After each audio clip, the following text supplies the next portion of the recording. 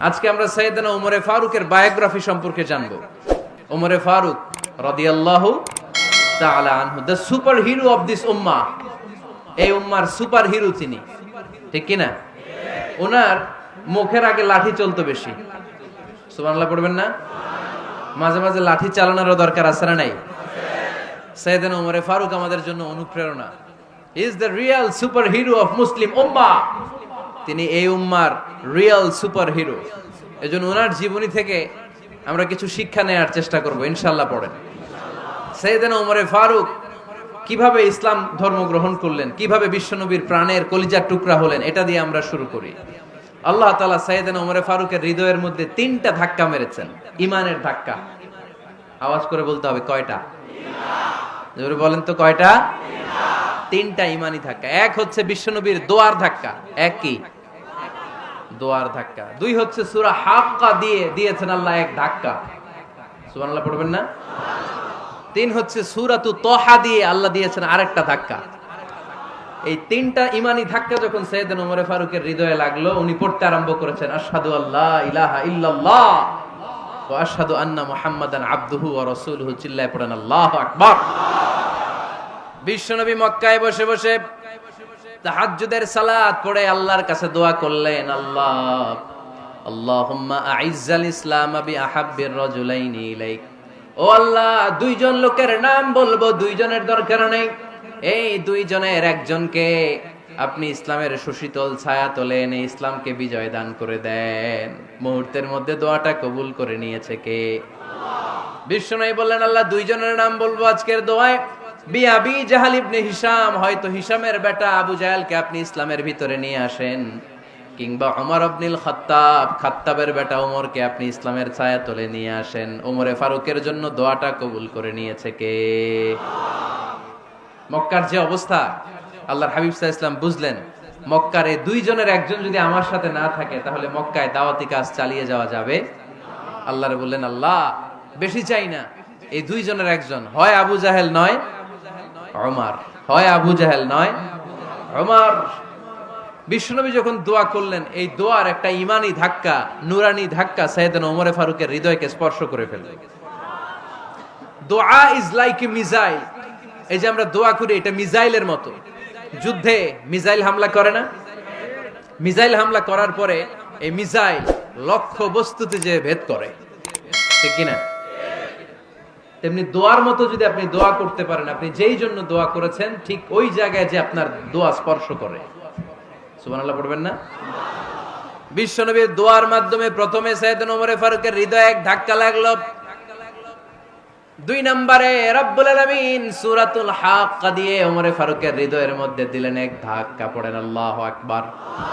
কোরআনের ভেতরে সূরাতুল হাক্কা নামে একটা সূরা আছে না নাই? আল হাক্কাতু মাল হাক্কা ওয়া মা আদরাকা মাল হাক্কা। পড়েন আল্লাহু আকবার। বিশ্বনবী যখন দোয়া করলেন, ওই দোয়া যখন সাইয়েদনা ওমরে ফারুকের হৃদয়ে স্পর্শ করলো, সাইয়েদনা ওমরে ফারুক সব সময় বিশ্বনবীরে ফলো করতে আরম্ভ করলেন। বিশ্বনবী ডানে গেলে লুকিয়ে লুকিয়ে ওমর ফারুক ডানে যায়, বিশ্বনবী বায়ে গেলে লুকিয়ে লুকিয়ে ওমরে ফারুক বায়ে যায়।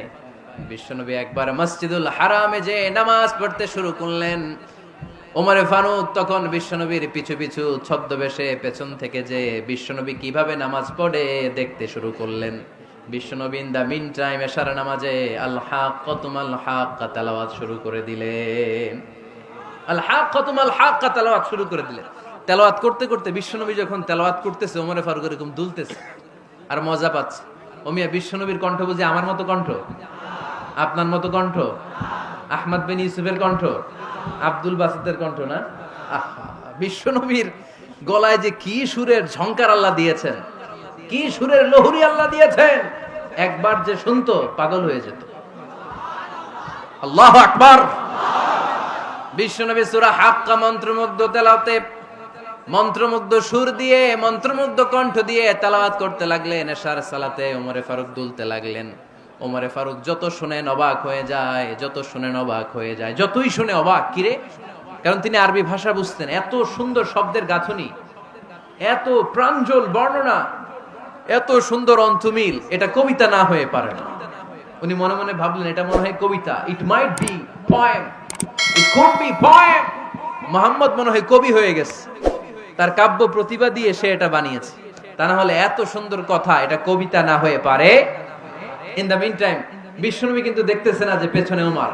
বিশ্বনবী তেলাওয়াত করছিলেন, ইন দ্য মিন টাইম বিশ্বনবী পড়ছিলেন ওমা হুয়া বিকাউলি শাইরিন কলিলাম মা তুমিনুন। এই আয়াতের অর্থ হলো এটা কোনো কবির কথা নয়, খুব অল্প সংখ্যক লোকই তোমরা ঈমান আনো। সুবহানাল্লাহ পড়েন। এটাকে বলে কোইনসিডেন্ট।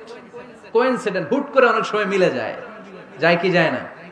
আপনি একজনের কথা ভাবতেছেন, বাজারে গেলেন, বাজারে যেই দেখেন ওই লোকটা দাঁড়ায় আছে, এরকম হয় কি হয় না? কোইনসিডেন্ট।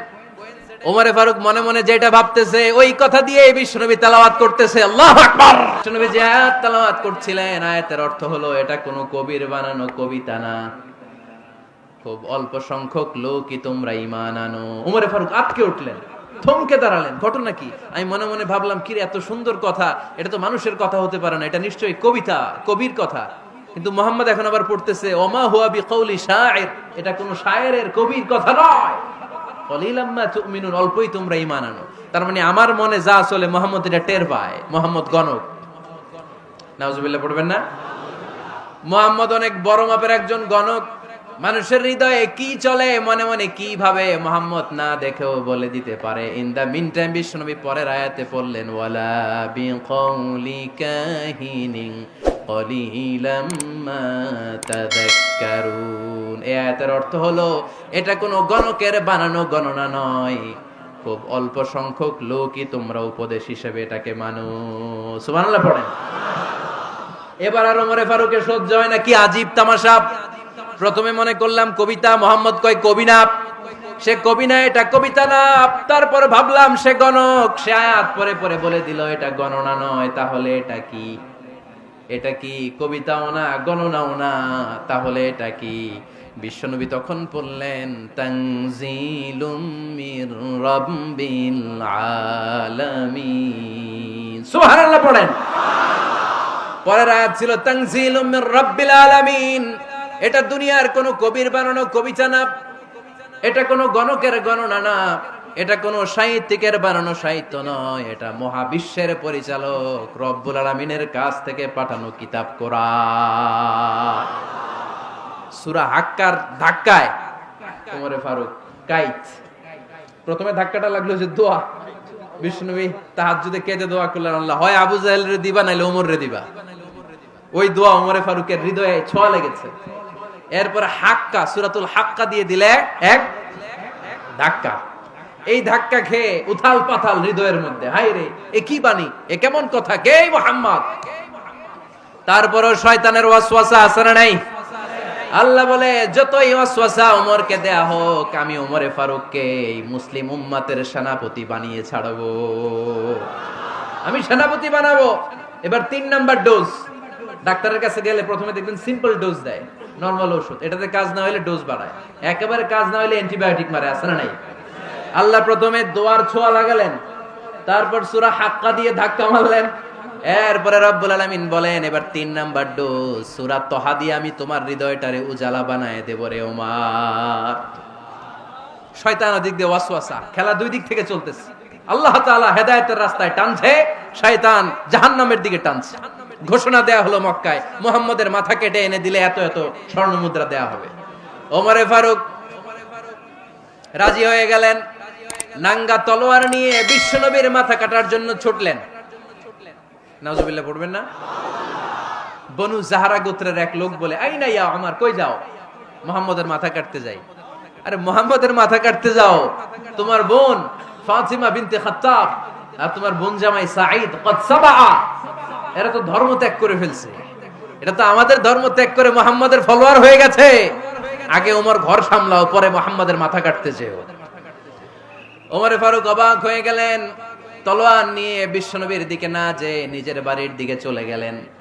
বিশ্বনবীর আপন বোন ফাতিমা বিনতে খাত্তাব, বোন জামাই সাঈদ আর খাব্বাব রাদিয়াল্লাহু তাআলা আনহু, তিনজন মিলে সূরা তহা তেলাওয়াত করছিলেন। পড়েন সুবহানাল্লাহ। মক্কায় লুকিয়ে লুকিয়ে দাওয়াত হতো। খাব্বাব রাদিয়াল্লাহু তাআলা আনহু একটা চামড়ার ফলকের মধ্যে সূরা তহার কয়েকটা আয়াত এনে ওমরে ফারুকের বোন আর বোন জামাইকে শিক্ষা দিচ্ছে, ট্রেনিং দিচ্ছে। সুবহানাল্লাহ পড়েন।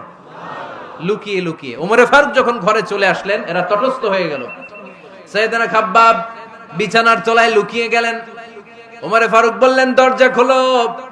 ফাতেমা বিনতে খাত্তাব দরজা খোলার পরে নির্মম ভাবে সাইয়েদনা ওমর রাদিয়াল্লাহু তাআলা আনহু বোনের গায়ে আঘাত শুরু করে দিল। বোন জামাইকে আহত করতে শুরু করলো আর বলতে শুরু করলো, তোরা পাগল হলি কেন? কি আছে ওই মুহাম্মাদের মধ্যে? কি জাদু নিয়ে এসেছে? সে যাই বলে লোকজন পাগল হয়ে যায়, সবাই তার উপর কালিমা পড়ে ঈমান এনে ফেলে। কি এমন জিনিস তোদের কাছে আছে যেটা দেখে মুহাম্মদকে তোরা ভালোবাসলি? কি আছে? কি পড়তেছিলি আমারে দেখা।